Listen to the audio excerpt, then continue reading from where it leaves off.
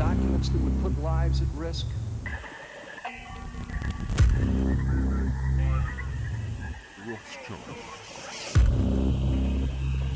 Everywhere, when they just survive.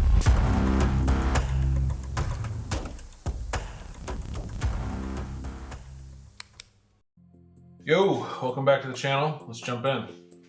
Basically, our government is run by a shadow government. Yeah. I mean, it's. But I mean, we lie about that shit. Yeah. Did you see the It's email fucking crazy. that was sent to Ghislaine asking if she wants to be on the Shadow 9/11 Commission? No, I didn't see that. She gets an email. You can dig it up in the files. We'll Inviting put it up her on screen right now. to be on the Shadow 9/11 Commission. And here's what's interesting about the files. You want to get into corruption? There is a canyon of missing files between 99 and 2002. Nothing came out in those years. Well, what happened in those years? You have both 9/11 and the .com crash, major events that shaped the next decades of history. What's being hidden there? Yeah, a lot of stuff happened around that time that is highly questionable, even leading up to it, with the Pentagon failing their audit, and I think it's something like $2.3 trillion missing. I believe it was Rumsfeld maybe who was supposed to make an announcement like a couple days after. Obviously that was canceled because of 9/11. A lot of crazy things happened during that time. I could be wrong on some of the details here. It might have not been Rumsfeld. It might have not been 2.3 billion or whatever. But high level, those are the facts. And I mean, a little bit of context there. The Pentagon, I don't believe, has ever passed an audit. So, you know, put that in context. But a lot of stuff happened afterwards that highly questionable. What went down in Guantanamo, all kinds of stuff. If you're unaware, this is a part of, you know, modern American history that deserves a lot of attention.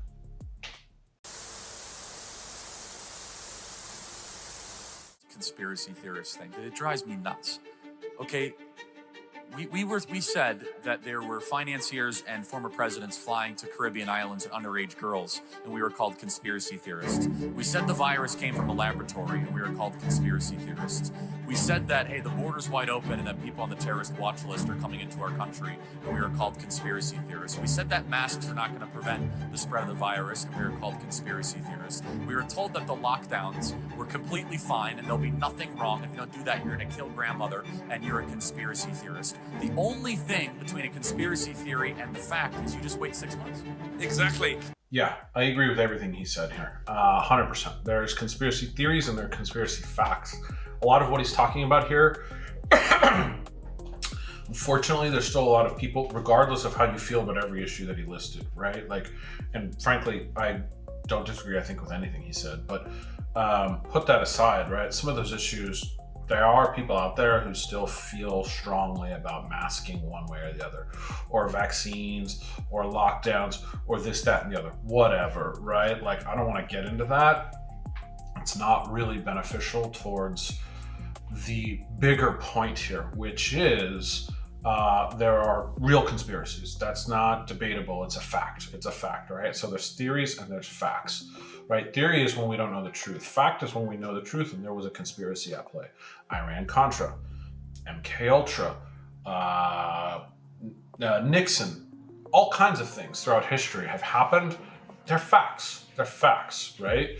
So the idea that conspiracies don't exist and using the term conspiracy theorist as a pejorative is a method to manipulate the narrative and discredit people who question official narratives and mainstream narratives. Because narrative has power, right? Like the stories that we tell ourselves about how the world works, about what happened throughout history, that has power and it influences the future. And those in power want to control that narrative. And if you're questioning it, it potentially disrupts their ability to control future events, current events and future events, and just the flow of history. If the US gets its way here, That could put the death penalty on the table for any journalist that reports on government leaks. Julian Assange is the founder of Wikileaks, and they are currently in trial about whether or not he's going to get extradited back to the US to face treason charges. And although they're not talking about it openly right now, treason puts death penalties on the table as an option. But they're not going after Julian Assange because he stole any information or he leaked anything classified. They're going after him because he published things that other people leaked. But charging the publisher with treason is akin to charging the New York Times with treason if they publish anything about anything leaked from the government. And sure, the government claims it's national security, but they're not trying to keep you from knowing these things for national security. They're trying to keep you from knowing these things because they don't want you to know that they're doing them. Like the Pentagon Papers back in the 70s that exposed that huge amounts of the Vietnam War were lies. And a lot of the reasons why we were there are not what they were telling the people. Or Edward Snowden's leaks that taught us all that, hey, the government is spying on everything you do in super illegal ways. If you're not familiar with WikiLeaks, you should really go check out this Wikipedia page that briefly summarizes all the different things they've published over the years. Because a lot of these leaks they've tried to cover up in the media and report on as little as possible. And so you might be surprised by what you find in here. As just one recent example from 2019, you know how you've heard in the news about this country Syria run by this really evil man, Bashar al-Assad, who allegedly used chemical weapons on his own people inside of the civil war here? Well, it turns out that inside of the Organization for the Prohibition of Chemical Weapons, which was the organization that investigated the claims that he had used chemical weapons on his own people, turns out there was a whole bunch of dissent within that organization of investigators that didn't think he had used them. And their information all got heavily suppressed, and the reports that came out favored the opinion that he had used chemical weapons on his own people. I'm not claiming one way or the other. I'm just saying that it turns out we were lied to about the consensus about that. And then when you pair that information with the fact that the CIA has been funding rebels trying to overthrow al-Assad's regime for almost a decade now, spending a lot of money trying to get this guy out of there, just like we've done to every other country in the Middle East that isn't run by a pro-American dictator. This court case matters to all of us because we all know that the government lies all the time about what they're doing. And the only way we ever find out what they're actually doing is when good people inside of the government with access to information leak it out to us. And yes, that is illegal, and they do get prosecuted when they get caught. That's why Edward Snowden lives in Russia now. But prosecuting Julian Assange for publishing that information is no different than prosecuting a newspaper for publishing that information. It's no different than me showing you that information in this screen. For example, we're committing treason by showing you this email because this email was leaked and now we are publishing it. So TikTok is publishing it and Apple's publishing it on their phone and I'm publishing it. You better not look at it or you'll be publishing it too. I mean, why wouldn't they want you to know about this email between these two people in the Hillary Clinton campaign where they said, I think Obama spent about $65,000 of the taxpayers' money flying in pizza/dogs from Chicago for a private party at the White House not long ago. Assume we are using the same channels? ? What the fuck does that mean? Why do you fly pizza and hot dogs across the country for a party? And how do you spend $65,000 doing it? Because I mean, they wrote the emails. I'm just reading them.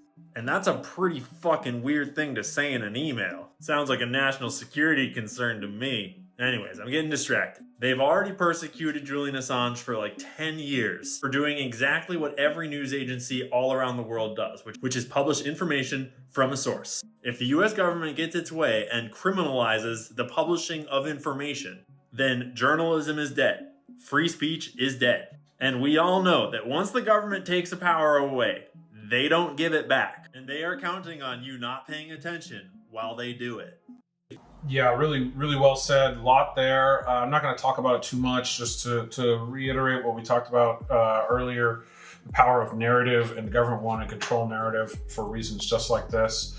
What they're doing to Julian Assange is pretty terrible. There may be some legitimate national security concerns there with some of the information that he leaked, I'm not saying that that's not the case. I'm not an expert on this issue, but you cannot deny that there's probably more to it than that. And the government is not known for nuance. So if there is nuance there, it needs to be presented in a better way to the public in order to justify their actions, and it hasn't been the case. Beyond that, you can see some of the emails that were spoken about or shown there with the pizza and the hot dogs and all of this stuff. That's part of the WikiLeaks batch of emails that were dropped, the Podesta emails, I believe. We're seeing that same language repeated in the Epstein files, and it goes all the way back to the actually, no, I take that back. The Podesta emails was the Pizzagate conspiracy, but it goes back beyond that to some coded language that the FBI used to talk about. They no longer bring that up. What you're seeing there is language is part of a culture, right? What are they talking about? Does it mean that they're eating kids or drinking their blood or any of that stuff? No. It means they're talking about something other than pizza and hot dogs, though, for sure. No one spends $65,000 on pizza and hot dogs to get flown from Chicago. That doesn't happen. So what are they talking about? Could be as simple as, narcotics, whatever, right? Maybe they're partying, having a good time. Who knows what they're doing, right? But they're doing something besides eating pizza and hot dogs. So what is that? Again, to bring it back to real conspiracies that are proven fact, you can look into Operation Mockingbird, which, again, documented historical fact that the CIA used to, quote unquote, implant agents into journalistic institutions to push certain narratives and control narrative and all of that. Operation Mockingbird, go check it out. 3 Conspiracy Theories Proven to be True, Part 3. 1. Operation Sea Spray in 1950 was when the U.S. tested biological weapons on American cities without telling residents. They sprayed millions of bacteria spores over San Francisco, and residents developed pneumonia-like illness. The military secretly studied how disease spreads through populations using citizens as test subjects. 2. Under a program called PRISM, the NSA built a massive surveillance database on every American citizen. Edward Snowden revealed that they collected phone records, emails, and internet activity on millions of people without warrants. The government was conducting mass surveillance on its own population in secret. 3. Operation Northwoods proposed false flag attacks on American citizens to justify war with Cuba. The military drafted plans to hijack planes, sink ships, and kill Americans to blame it on Cuba. President Kennedy rejected it, but the plan was actually written and approved by military leadership. Each operation was denied until undeniable proof surfaced.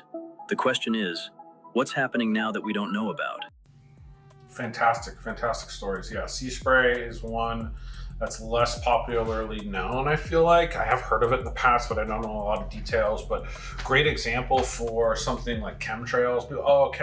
That's crazy talk, that's flat earther stuff. Are they doing it globally? Probably not, but there are some certainly some concentrated instances, Operation Sea Spray being one of them. There's been some other incidents where people have found some really disturbing stuff in like snow that was falling, things like that. So yeah, when you're talking about those things, you can always point to something, Operation Sea Spray. And Northwoods is such a phenomenal example of a historical conspiracy where the government was planning to do truly horrendous things to their own citizens. And if it wasn't for Kennedy, it probably would have gone through. And then what happens to Kennedy afterwards, right? So he denies Operation Northwoods. He screws up Bay of Pigs, the plan for Bay of Pigs that the CIA was doing, which was to move along with the invasion of Cuba, regardless of what Kennedy wanted. Kennedy said, we're leaving Cuba alone. And the CIA went and planned Bay of Pigs anyways, thinking that they could bluff their way into getting Kennedy to approve air support. That if they attacked, he would be obligated to support his troops. And he didn't. He kind of let those forces die, which, say what you will about that, but the CIA went against his orders. I mean, these are not theories, these are historical facts. And after those incidents, the denial of Operation Northwoods, the Bay of Pigs incident, I think it's clear what happens next, right? So these are phenomenal examples of real conspiracy facts that happen throughout history that a lot of people seem to conveniently be unaware of, ignorant of, naive of how intricate and complex and impactful these things can be. And you gotta be educated on these to be able to speak about conspiracy in a really authoritative manner, I think. There's notations in the Epstein files. There's like talk about a yearbook, a company that runs yearbooks. Okay. Now it's kids' yearbooks. You know, those are actually menus for the Epstein class. Pedophiles, I'm never going to let my kid be in the yearbook. Yearbooks were invented to make sure that we have a current image of a child, because most families weren't taking pictures of them back in the 50s and 60s. So when kids went missing, they had a picture of them when they were 4, but you're missing a 10-year-old now. Like, there's all these different things that have become, that are like, they're spiraling out of control. And part of it is because we've had this massive information dump and no one to guide us through it. And I was reading from a lawyer about how she talks about, especially when dealing with abuse cases, you can't just dump all this shit on a jury because they'll go crazy and lose their minds. You have to walk them through the case. And the judge's sole role, one of their roles, is to make sure that the jury isn't being harmed by what they're seeing too quickly. And that's exactly what's happening to us. As we've made the American public a jury, and we've given them just pure raw data and no context for any of this different stuff. And yes, there's horrifying things in the Epstein files, and we're going to keep learning more horrifying things. And we're going to learn about people keep denying things and that they've lied to us and all this different stuff. But we're going to learn about it because we've had a failure from the Department of Justice, the FBI, the President of the United States, the entire elite class of this country, who refuse to hold any of these people accountable. And so now it's being left to us, and their way of dealing with us to let us know this information is to fire hose us until all we do is scream about whether or not Bad Bunny or Kid Rock is better for a halftime show. And that's where our brains are going to end up being. Yeah. And that's just so fucking terrifying. That is, everyone probably knows Philip DeFranco. I guess this is, I've never seen this crashing out Philip fan. Obviously a mega content creator. Don't need to shout him out, but go give him a follow if you're unaware. I don't know who the red-haired gentleman is who was talking, but everything he's saying there is 100% right, man. Like, and I would just add to it and say that there are some folks who don't get distracted with the Bad Bunny and the Kid Rock stuff and all the goofy red team versus blue team. I'll just say quickly, if you're still stuck on red team versus blue team, again, whatever your opinions are, you can have your opinions, that's fine, but understand that there's way more to it. And if you haven't figured that out yet, like, you need to get up to speed. It's time to start paying much closer attention. So for the folks that aren't getting distracted by that nonsense, who are paying attention, I just add to what this gentleman said and say that it's also easy with this fire hose of information to start connecting all of these dots and get this grand idea of how the world works. And they're doing this, that, and the other, right? Like, you gotta. It's really difficult, but you gotta stay grounded and critical, right? Like, it's very easy. The more you learn about these things, what? Operation Northwoods, Operation Sea Spray, Operation Mockingbird, MK, what? All this stuff is going on, and you just start seeing craziness everywhere. And you gotta do everything you can to really remain, like I said, grounded and critical of these things and not draw connections that aren't there. Stick to the facts. When it comes time to move beyond fact and develop theories where we don't have facts and can't ascertain facts yet, make them realistic. People aren't going to believe in cannibals and blood drinking and all of these things, right? Like, there are elements of that are true. There are people, like this tech billionaire guy who's taking blood injections from his son. There is this realistic technology there. But if you start going crazy with it, you lose credibility and you diminish the ideas that are being talked about and the people who are talking about these things. And being able to talk about this stuff, again, authoritative is maybe the wrong way, but with some credibility, with some legitimacy, to get people who don't believe in this stuff already to start considering it more seriously. That's really what these kinds of conversations should be about, in my opinion. And you talking about flat Earth and hollow Earth and the moon isn't real and they're eating children and blood sacrifices to, some pagan demon. That stuff, you really destroy the credibility of the more realistic conversations. This is Israel's war. This is a war that Benjamin Netanyahu has wanted for 40 years. He did a video bragging that I've wanted this war for 40 years, and my friend Donald Trump did it for me. John Kerry came out and said every president said no. We said no. Bush said no. Biden said no. Isn't it the case that this was always Netanyahu's war, and Trump is just the first US president dumb enough to give it to him? There's a lot of kind of conspiratorial thinking here. Is it conspiracy when the State Department issued a statement on its website saying the US is, quote, engaged in this conflict at the request of Israel? Is it a conspiracy theory when the US government says it out loud? Well, power leaves paper trails. Follow the trail.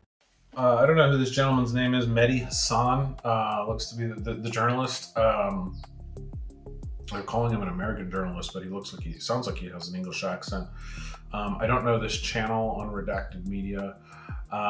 Despite his comments about Trump being an idiot, again, I really don't like it when people resort to base attacks like that, personal attacks. I think they call them ad hominem attacks. I myself fall victim to doing that from time to time. I understand the impetus to do so, but it's really unnecessary and delegitimizes a lot of what you're saying. And it's unfortunate because everything else he said there, I think, is pretty spot on. Say what you will, but who's benefiting? Not just from what's going on with Iran right now, but what's going on in the Middle East for the past 20 plus years. Who's benefited? So I think that's all I'm going to say about that one. If you are in 2025 and you are still calling people a conspiracy theorist, for people who bring you literal, real information that you can look up that is just different than the government that gives you information that doesn't align at all, you are now the idiot. These conspiracy theorists actually have a better track record than normal people by a lot now. So the fact that we're still using this word is more of like lip service than actual statistical outcome. At this point, everything from like 5-10 years ago has now been disproven. All those conspiracies, for the most part, have largely turned out to be true. This means that everyone who was not a conspiracy theorist is wrong. Like, big time. Your statistical odds of being correct are now really low. You might be like, oh, they didn't get all of them. No, but it's close, man. Like, they're really, really pushing it at this point. Like, I would at least just take a double take when people tell you wild stuff. Everyone thought the frogs gay was crazy. It was totally true. Everyone thought the stuff about the medication and the poison food all being crazy. That all turned out to be true. Everyone thought the stuff in 2020 was, I can't say it on here again, but was all, everything about that turned out. Everyone was like, oh, 9/11, all this, all crazy, turned out to be true. Like, at what point are we going to be like, okay, actually, you know what? Maybe I'll listen to the available evidence. That's the crazy thing too. I'm looking at some of the comments here on the TikTok, and one of the top ones is, so the earth is flat and we're controlled by aliens, right? So if you are that kind of person who hears, oh, you should take conspiracies more seriously, and you go to that, you're stupid, right? Also, contrarily to that, if you are on the side of the conspiracy theorists and all you talk about is flat earth, you're also not too bright. You're an idiot. So I mean, let's there are legitimate conspiracies to talk about, regardless of which side of the argument that you fall on. You described Pizzagate as a baseless conspiracy theory, alleging you and others ran a child sex trafficking ring from a Washington pizzeria basement. Have you reviewed any 2025-2026 Epstein files that were released that you believe reference or relate to those specific 2016 claims regarding the Podesta emails, Comet Ping Pong Pizza used as code possibly? I'm sorry, You're asking her about whether she's reviewed emails in the Epstein files, which relate to the wacky Pizzagate scandal. You could characterize it however you want. I just would like to know if she's familiar with any of them. So excuse me, your question is about whether or not she has reviewed any emails in the Epstein release files about Pizzagate. Correct. Pizzagate was totally made up. It was an outrageous allegation that ended up hurting a number of people. It caused a deranged young man to show up with his assault rifle and shoot up a local pizzeria. I can't believe you're even referencing it. You should be. There are connections to the language. Well, the QAnon people believe there are. So I don't know what QAnon people believe. Have at it. But you've accused certain parties, and I think even right now today, of promoting slow walking information in ways that fuels conspiracies. In your view, did any Epstein Maxwell related investigations or file handling pre or post 2019 contribute to or intersect with the spread of Pizzagate-style theories about Democrat figures? Objection. I have no way of answering. That is the most speculation. ridiculously. Have you or your representatives identified any Epstein file content that has been misinterpreted online to revive those claims? And what steps, if any, have you taken to clarify? Again, object to the ground of I think that this is all very speculation. reasonable. Well, first of all, I don't follow the crazy conspiracy stories that are online. I regret that anybody does. I find it quite sad, but also disturbing that people would believe some of what is put forth, like Pizzagate. So I have taken no steps to review anything that might have any connection to something which I think is totally bogus. If you saw me smiling and chuckling in the middle of that video, it's because I happened to glance at the comments and read the top comment, which says, "She seems frazzled. If you know, you know." That being said, the only point I want to make here is that I think this is an example of why it's so important to maintain a certain level of criticism when we look at this stuff, and not let ourselves go to the extreme of they're eating kids and drinking blood and it's all a blood ritual for Satan and this, that, and the other, right? Do your best to stick to facts that are believable, right? The world is not that crazy, right? Like, it is crazy and they're doing dark stuff, but stick to what's real and more plausible, even for a normie, right? Like, even for the folks who don't believe this stuff, because that's the point, right? Is to try and expose a bigger and bigger audience to what's really going on, how the world really works, and hopefully that leads to some type of change. Why is it important to maintain a certain level of criticism and legitimacy when you talk about these things? Because when you don't, it allows those in power to dismiss you entirely, which this is a perfect example of, right? There was one question that she kind of got spoken over a little bit, that when she was talking about Pizzagate, she didn't phrase these questions very well, frankly, and I think it's unfortunate, but she did at one point phrase the question of something like, there was certain language used, this, that, and the other, right? That right there is a critical question that has yet to be answered. What the hell are these people talking about when they're talking about pizza and hot dogs and cheese and this, that, and the other? There's a mountain of evidence at this point across decades, across administrations, different parties, this, that, the other. All these different people are talking about this stuff in the same coded language. It's not just people within the administration or the political apparatus. It's industry. It's all over the place. Celebrities. It's wild. What are they talking about? What are they talking about? And if you let yourself get drawn into this crazy story about the tunnels and the kids and this, that, and the other, you lose sight of of getting any real outcomes or change from this conversation, right? Because then they can go, you're illegitimate. You're a crazy conspiracy theorist. You're one of these online wackos. You're a schizophrenic. You're this, that, and the other, right? So stay away from that stuff and just stick to the facts. The facts are they're using this language. That's what we know. That's factually proven. It's in countless emails, tens of thousands of emails across thousands of different people, across decades, across government and private institutions, the private sector. What is that language standing for? That's what matters. Stick to that and get that question answered. And until we get that question answered, you shouldn't let go of this. But let go of the goofy stuff. Let go of the goofy stuff and stick to reality so that this stuff doesn't happen anymore and they can't keep doing that. This game plan where they can just dismiss us, because otherwise nothing's ever going to happen. So the big conspiracy fear has always been when a leader knows that they're going to get pushed out, they'll start a false flag or start a war. So they look at October 7th and they say they let that happen. Or they say they had knowledge of it, they knew it was going to happen, they knew it, but they wanted an excuse to raise Gaza. They wanted an excuse to just have a full-on bombing campaign against Hamas.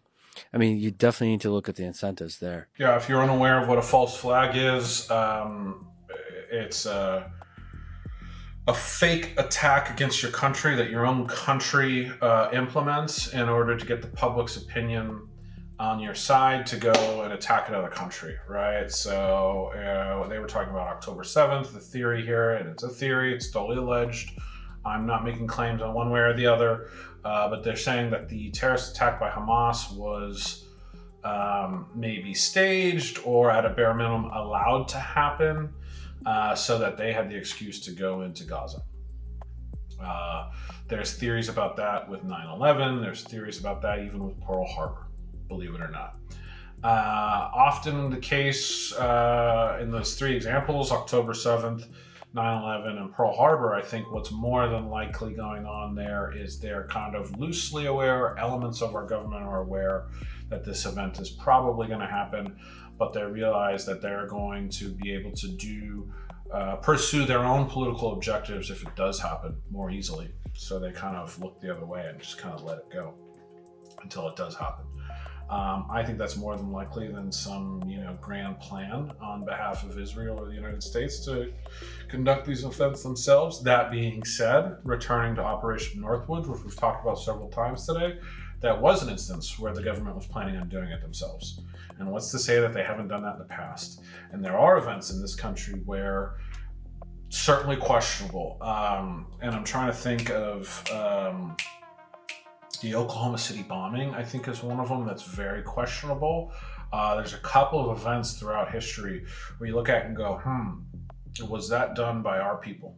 And what was the purpose of it?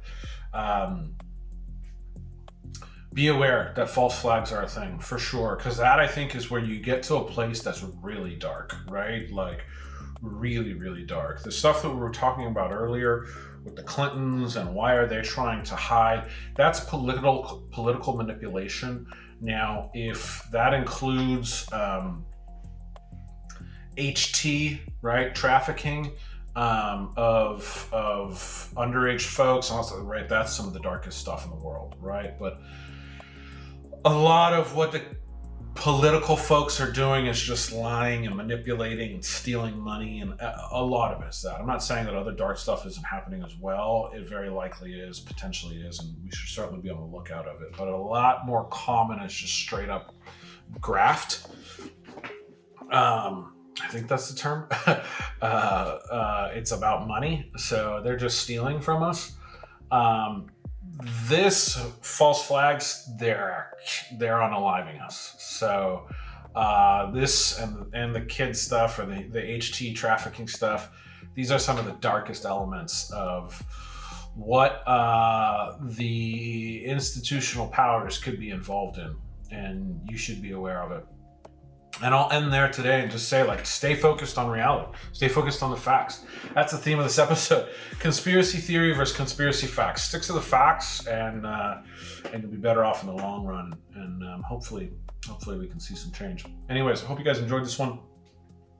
Like, comment, subscribe, comment down below. Let me know, am I crazy? I know I love watching this stuff for entertainment purposes as well, so I engage in a lot of content that I would say is not legitimate, but I do think it's important to stick to those facts. What do you guys think? Let me know. All right, thanks for watching. We'll be back next time. Thanks.